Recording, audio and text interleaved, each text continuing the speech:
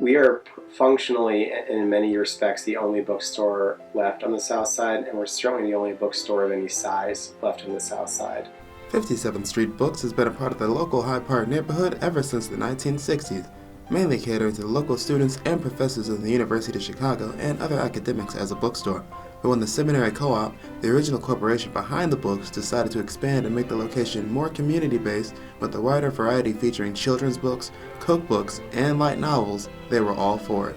When Dev approached the former general manager, Jack Sella, about opening up a new location, it was with this idea of a neighborhood bookstore, something that is of the co-op and has very similar, it has the same values as the co-op does in terms of selection, curation, the life of the mind, but is aimed at the families and aimed at all ages of the neighborhood and the surrounding South Side. And we probably do at least 100 events a year throughout the year, all shapes and sizes. Some of them are just straight signings, some of them are conversations, some of them are panels, some of them are readings. But yeah, we try to bring interesting and of interest authors and books into the neighborhood and present them and make them available to the public. And if you think the rise of the ebook has them worried about business, think again.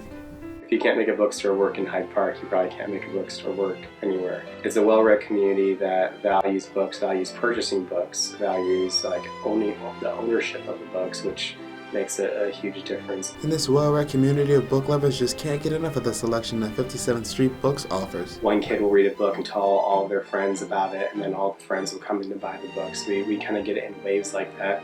Or if it's something like the Hunger Games, we just sell it constantly because it's a phenomenon, But a lot of folks come in and completely ignore those titles and go look for what they came here to find. So yeah, it's a mix, it's a range.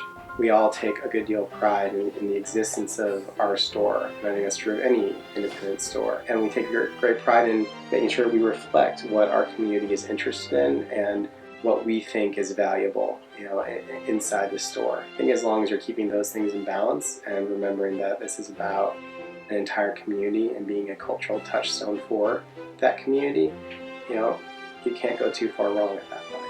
If you ever think about stopping by, you can check stock on new and existing books on their website, www.simcoop.com, or you can also call them at 773-684-1300.